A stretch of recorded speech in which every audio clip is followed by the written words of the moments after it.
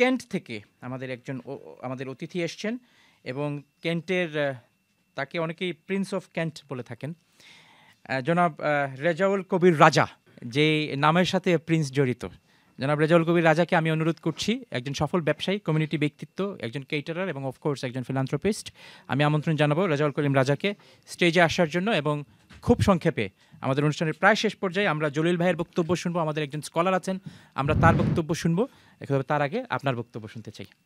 আউযু বিল্লাহি মিনাশ শাইতানির রাজিম, বিসমিল্লাহির রহমানির রহিম। আসসালামু আলাইকুম ওয়া রাহমাতুল্লাহ। আমি ধন্যবাদ জানাই ফারহান ভাইরে আমাকে এখানে দাওয়াত দেওয়ার জন্য। আজকে আমি যে প্রথম এবার আরএফসিতে আসছি, এই যে রমাদান ফ্যামিলি কমিটমেন্টের যে প্রোগ্রামটা আমি টেলিভিশনে দেখি সব সময়, আমার কাছে এসে যে ভালো লাগলো এবং আমি নিজেকে ধন্য মনে করি যে আজকে আমাকে আল্লাহ তাআলা ফারহান ভাইয়ের মাধ্যমে যে সুযোগ করে দিলেন যে ভালো একটা কাজে যেন নিজেকে নিয়োজিত করতে পারি। আমরা নিজেরা প্রত্যেকেই কিন্তু আমরা যারা ব্যবসা করি সবাই বাংলাদেশে এবং বিভিন্ন জায়গায় সহযোগিতা করি।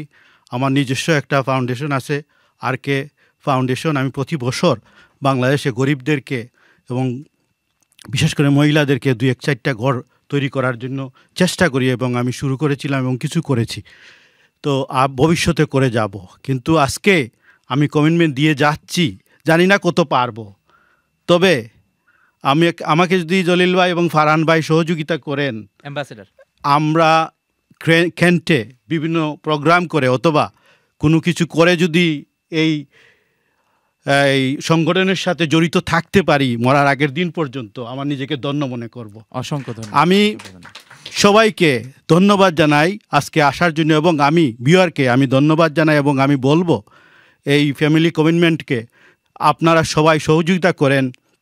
যেটা আপনারা দেখেছেন ভবিষ্যতে যে আমরা হকুল্লাহ আর হকুল এবাদ, হকুল্লাহ আল্লাহর হক আর হকুল এবাদ হচ্ছে মানুষের হক। এই যে মানুষের হক আমরা সব সময় চাইলেও আদায় করতে পারি না, আমাদের সময়ের অভাবে, কাজের অভাবে, ব্যবসার তাড়নায়। আমি এই সংগঠনকে ধন্যবাদ জানাই এবং এই সুযোগটা করে দেওয়ার জন্য। আমরা যেন এই সুযোগটাকে যেন হাতছাড়া না করি। আমরা চিরজীবন থাকবো না, আমরা চলে যাব, আমরা কখন যাব কেউ জানি না, কিন্তু শুরু করে যদি যাই আল্লাহ তাআলা হয়তো এই উসিল্লায় আমাদেরকে পার করে দেবেন। আমি আমার বক্তব্য আর দীর্ঘায়িত করব না। আমি ফারহান ভাইকে ধন্যবাদ জানাই, চ্যানেলসকে ধন্যবাদ জানাই এবং আজকের আয়োজনকে এবং যারা এটা প্রতিষ্ঠিত করেছিলেন তাদেরকে আমি ধন্যবাদ জানিয়ে আমার বক্তব্য শেষ করছি। আসসালামু আলাইকুম ওয়া রাহমাতুল্লাহ।